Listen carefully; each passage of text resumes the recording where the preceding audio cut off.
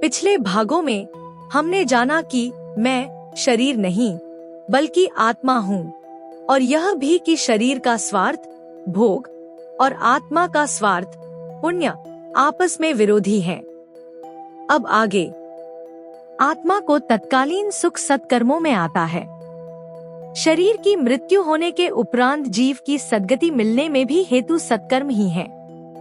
लोक और परलोक में आत्मिक सुख शांति सत्कर्मों के ऊपर ही निर्भर है। इसलिए आत्मा का स्वार्थ सुख प्रयोजन में है, शरीर का स्वार्थ इसके विपरीत है। इंद्रियां और मन संसार के भोगों को अधिक मात्रा में चाहते हैं। इस कार्य प्रणाली को अपनाने से मनुष्य नश्वर शरीर की इच्छाएं पूर्ण करने में जीवन को खर्च करता है और पापों का भार इकट्ठा करता रहता है। इससे शरीर और मन का अभिरंजन तो होता है, पर आत्मा को इस लोक और परलोक में कष्ट उठाना पड़ता है। आत्मा के स्वार्थ के सत्कर्मों में शरीर को ही कठिनाइयां उठानी पड़ती हैं। तप, त्याग, संयम, ब्रह्मचर्य, सेवा, दान आदि के कार्यों में शरीर को कसा जाता है, तब ये सत्कर्म सदते हैं।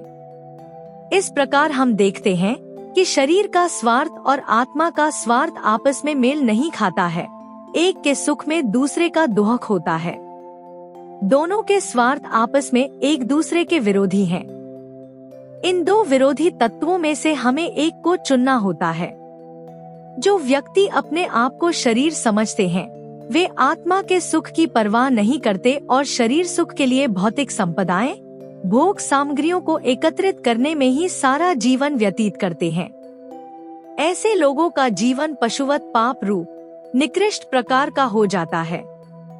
धर्म, ईश्वर, सदाचार, परलोक, पुण्य, परमार्थ की चर्चा वे भले ही करें, पर यथार्थ में उनका पुण्य परलोक साधन की ही है, चारदीवारी के अंदर होता है।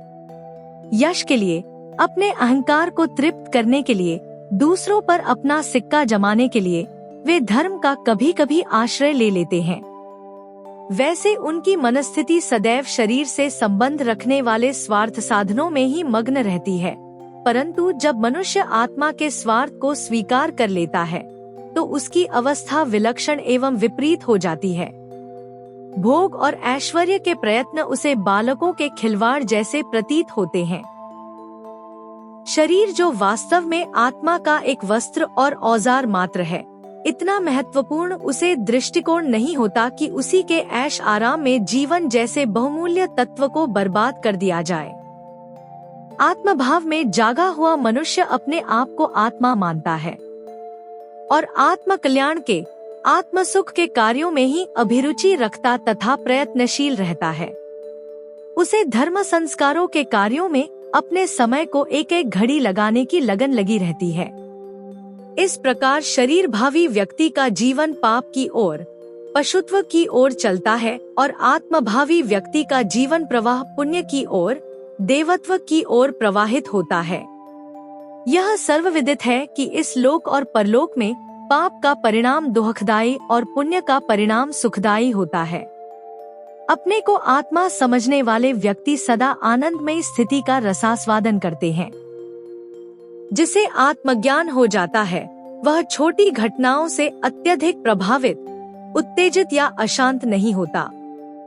लाभ-हानि, जीवन मरण, विरह वियोग, मान अपमान, लोभ, क्रोध, काम, भोग, रागद्वेष की कोई घटना उसे अत्यधिक क्षुब्ध नहीं करती, क्योंकि वह जानता है कि यह सब परिवर्तनशील संसार में नित्य का स्वाभाविक क्रम है।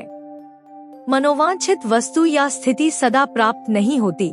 कालचक्र के परिवर्तन के साथ साथ अनपेक्षित घटनाएं भी घटित होती रहती हैं। इसीलिए उन परिवर्तनों को एक मनोरंजन की तरह, नाट्य रंगमंच की तरह, कुतूहल और विनोद की तरह देखता है। किसी अनपेक्षित स्थिति को सामने आया देखकर वह बेचैन नहीं होता। आत्मज्ञानी उन मानसिक कष्टों से सहज ही बचा रहता है जिनमें से शरीर भावी लोग सदा व्यथित और बेचैन रहते हैं और कभी कभी तो अधिक उत्तेजित होकर आत्महत्या जैसे दुखद परिणाम उपस्थित कर लेते हैं। जीवन को शुद्ध, सरल, स्वाभाविक एवं पुण्य प्रतिष्ठा से भरापूरा बनाने का राजमार्ग यह है कि हम अपने आप को शरीर भाव से ऊंचा उठावें और आत्मभाव में जागृत हों। इससे सच्चा सुख, शांति और जीवन लक्ष्य की प्राप्ति होती है। अध्यात्म विद्या के आचार्यों ने इस तथ्य को भली प्रकार अनुभव किया है और अपनी साधनाओं में सर्वप्रथम स्थान आत्मज्ञान को दिया है। मैं क्या हूँ? इस प्रश्न पर विचार करने पर यही निष्कर्ष निकलता है कि मैं आत्मा हूँ। यह भाव जितना ही सुदृढ़ होता जाता है, उतने ही उसके विचार और कार्य आध्यात्मिक एवं पुण्य रूप होते जाते हैं। इस पुस्तक में ऐसी ही साधनाएं निहित हैं, जिनके द्वारा हम अपने आत्मरूप को पहचाने और हृदयंगम करें। आत्मज्ञान हो जाने पर वह सच्चा मार्ग मिलता है, जिस पर चलकर हम जीवन लक्ष्य को, परमपद को आसानी से प्राप्त कर सकते हैं। आत्मस्वरूप को पहचानने से मनुष्य समझ जाता है कि मैं स्थूल शरीर एवं सूक्ष्म शरीर नहीं हूँ। यह मेरे कपड़े हैं। मानसिक चेतनाएं भी मेरे उपकरण मात्र हैं। इनसे मैं बंधा हुआ नहीं हूँ। ठीक बात को समझते ही सारा भ्रम दूर हो जाता है और बंदर मुट्ठी का अनाज छोड़ देता है। आपने यह किस्सा सुना होगा कि एक छोटे मुंह के बर्तन में अनाज जमा था। बंदर ने उसे लेने के लिए हाथ डाला और मुट्ठी में भरकर अनाज निकालना चाहा। छोटा मुंह होने के कारण वह निकल न सका। बेचारा पड़ा पड़ा चीखता रहा कि अनाज ने मेरा हाथ पकड़ लिया है। पर ज्यों ही उसे असलियत का बोध हुआ कि मैंने ही मुट्ठी बांध रखी है, इसे छोड़ूं तो सही। जैसे ही उसने उसे छोड़ दिया कि अनाज ने बंदर को छोड़ दिया। काम, क्रोधादि हमें इसलिए सताते हैं कि उनकी दास्ता हम स्वीकार करते हैं। जिस दिन हम विद्रोह का झंडा खड़ा कर देंगे, भ्रम अपने बिल में धंस जाएगा। भेड़ों में पला हुआ शेर का बच्चा अपने को भेड़ समझता था, परंतु जब उसने पानी में अपनी तस्वीर देखी तो पाया कि मैं भेड़ नहीं, शेर हूँ। आत्मस्वरूप का बोध होते ही सारा भेड़पन क्षणमात्र में चला गया। आत्मदर्शन की महत्ता ऐसी ही है। जिसने इसे जानना, उसने उन सब दुहक दरिद्रता से छुटकारा पा लिया, जिनके मारे वह हर घड़ी हाय हाय करता था।